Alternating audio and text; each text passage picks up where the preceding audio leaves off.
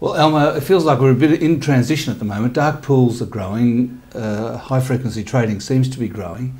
The first question is that right? I mean, is high frequency trading still growing? And if so, where is it going to stop? Where does it get to in terms of a proportion of stock exchange trading, both here and around the world?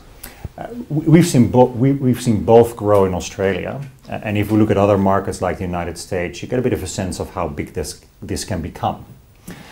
So here in Australia, high frequency trading is perhaps 15 to 25% of the market.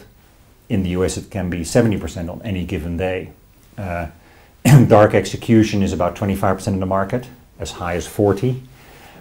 In the US, we now know that almost no retail flow goes through the normal exchange anymore. So I think overseas markets give us a bit of a guide of how badly this can end.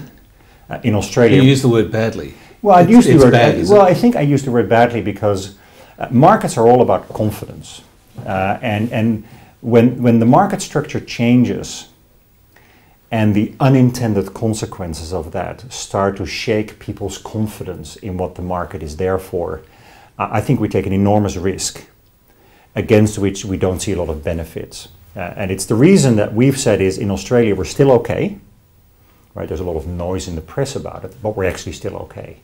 What we've said is we've got to make sure we stay okay, and that we put some very simple measures in place that put a box around it and allow us to have confidence that what we see on the stock exchange today, the ASX, is real and is of very high quality.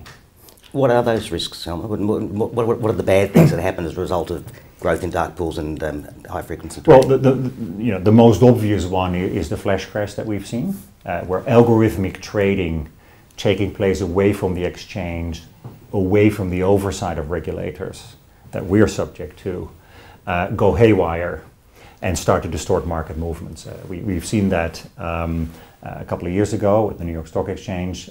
We've seen it most recently with a company called Knight Capital in the United States, where an algorithm went haywire, 140 stocks started to misbehave, and in fact Knight Capital went under, lost $400 million US dollars in the process.